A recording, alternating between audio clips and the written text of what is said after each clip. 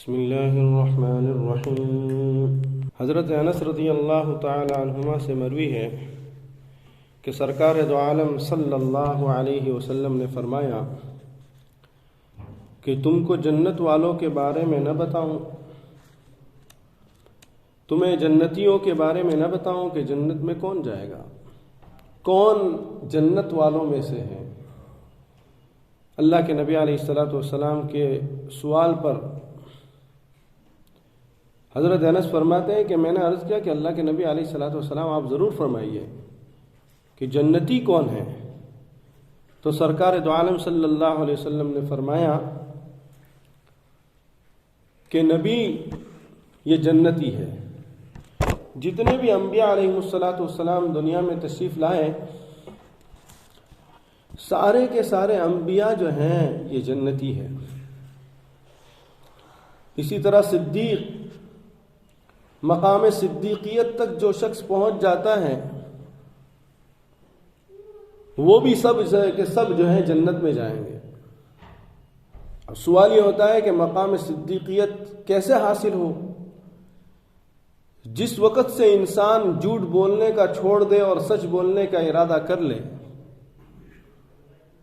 اور موت تک سچ بولتا ہی جائے، روایتوں میں آتا ہے کہ وہ بندہ صدیق میں لکھا جاتا ہے، اور یہ نبوت کے بعد کا درجہ ہے، نبوت کے بعد کا درجہ ہے۔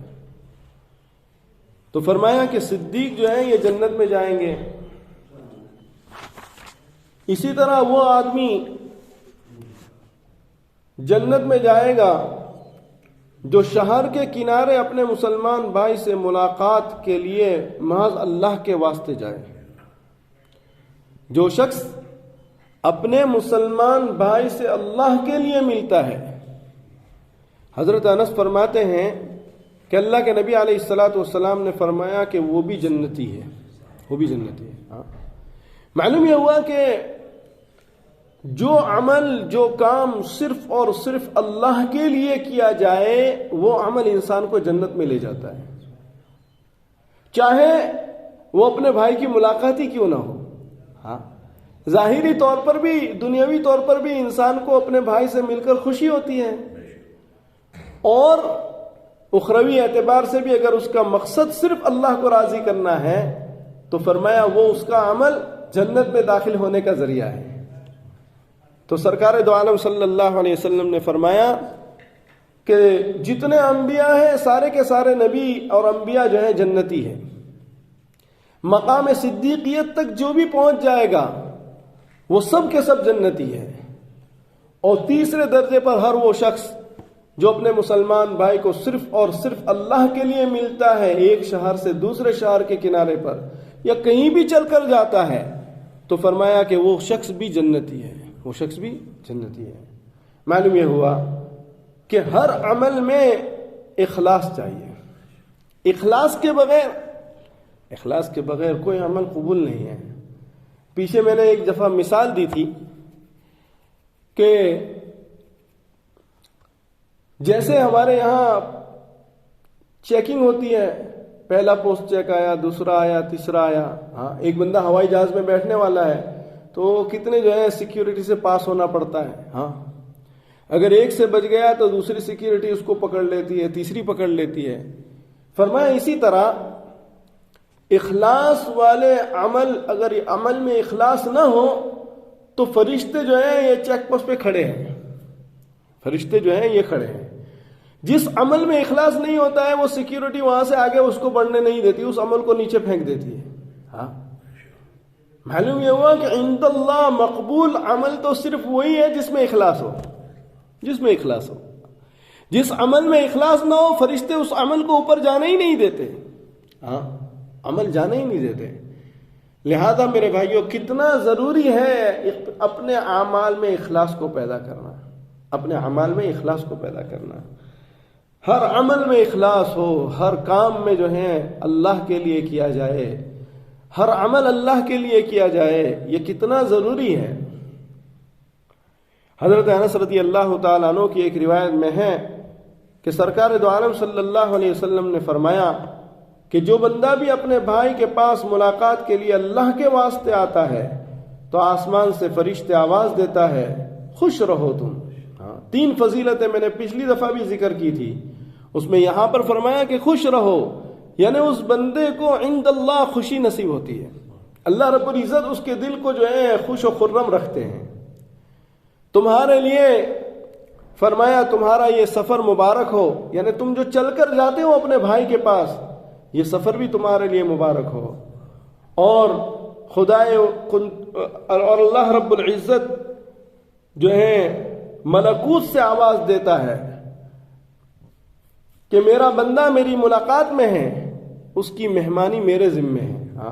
یعنی ایک بندہ جب کسی سے ملنے کے لیے جاتا ہے اور صرف اللہ کے لیے جاتا ہے تو وہ عمل اس نے اللہ کے لیے کیا تو اللہ فرشتوں کی جماعت کو فرماتا ہے.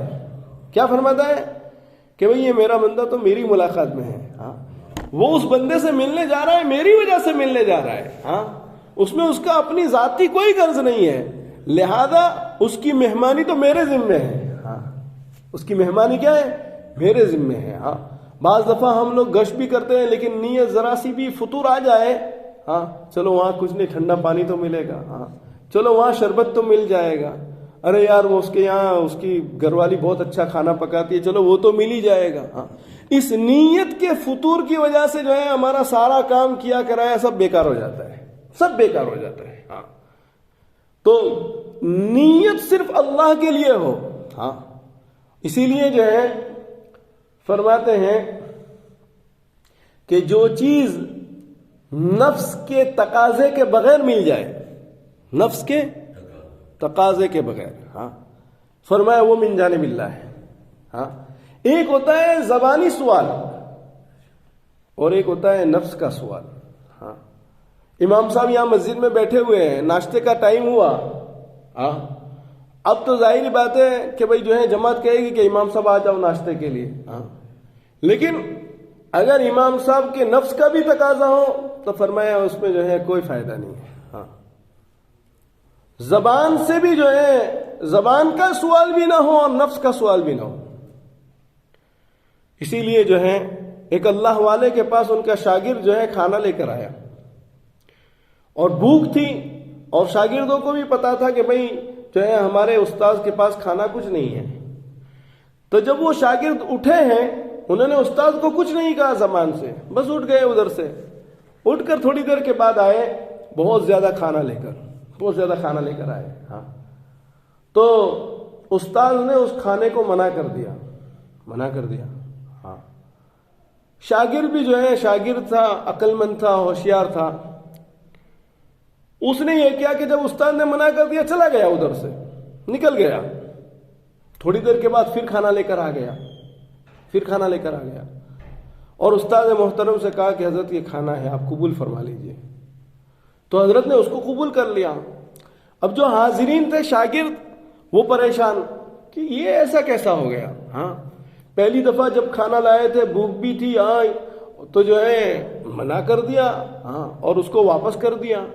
اور اب جبکہ دوسری دفعہ جب وہی بندہ وہی کھانے کو لے کر آیا ہے، کھانے میں کوئی تغیر اور تبدل نہیں ہے، سیم کھانا ہے، وہ کھانا لانے والا بھی سیم پرسن ہے.